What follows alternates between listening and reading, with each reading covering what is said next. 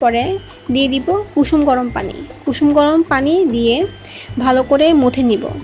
ভালো করে ডোটা মথে নেওয়ার পরে আমাদের যা যা লাগবে তা হলো আলু, পেঁয়াজ, টমেটো, কাঁচামরিচ, রসুন, এটাই।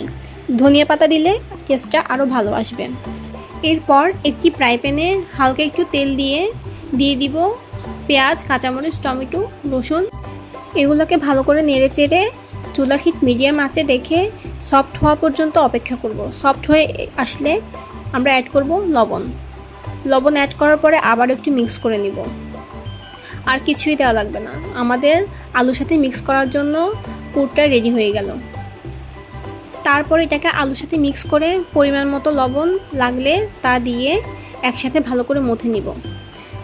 মথে নিলেই রেডি হয়ে যাবে আমাদের আলু পরোটার ভিতরে দেওয়ার জন্য স্টাফিং। এরপর আমরা পরোটা বানানোর জন্য যে ডোটা রেডি করে রেখেছিলাম তা আবার ভালো করে মথে নিব। 2 হাত দিয়ে ভালো করে মথে নেওয়ার পরে এটা আরও সফট হয়ে আসবে। সফট হয়ে এলে আমরা আমাদের পছন্দ মতো সাইজ অনুযায়ী যতটুকু লাগবে অতটুকুভাবে লেচি কেটে নিব।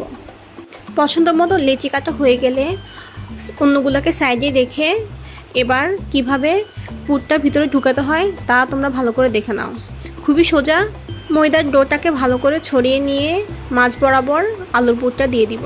একটু বেশি করে ছড়িয়ে নিতে হবে, না হলে পুরটা বেরিয়ে আসার সম্ভাবনা থাকবে। তাই চেষ্টা করবে যাতে লেচিটা একটু ভালো করে ছড়িয়ে নিতে আর ডোটা একটু বড় করে নিতে। বেশি পাতলা হলে ভিতর থেকে আলুটা বেরিয়ে আসবে, তাই খুবই সাবধানতাভাবে এই কাজটা করতে হবে। দেখো আমার এটা রেডি হয়ে গেছে।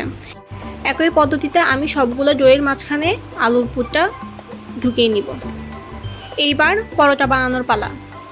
খুবই সাবধানভাবে পরোটাটা বেলতে হবে।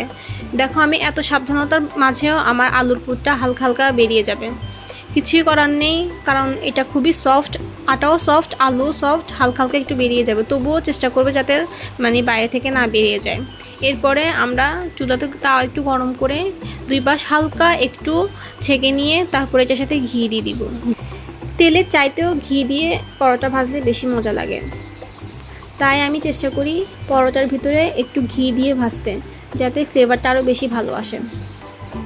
এই তো 2 পাট ভালো করে মচমচা করে উল্টিয়ে পাল্টিয়ে নিলে রেডি হয়ে যাবে আমার আলু পরোটা। তোমাদের কার কার আলু পরোটা পছন্দ আমাকে জানাবা। এটার সাথে গ্রিন চাটনি দিয়ে বা সালাড দিয়ে খেলে আরও বেশি মজা লাগে। যদি আমার আজকের ভিডিওটা ভালো লাগে তাহলে আমার পেজটা লাইক করবেন, শেয়ার করবেন, কমেন্ট করবেন, একটা লাইক দিবেন। আল্লাহ হাফেজ, সবাই ভালো থাকবেন। টাটা, বাই বাই, আসসালামু আলাইকুম।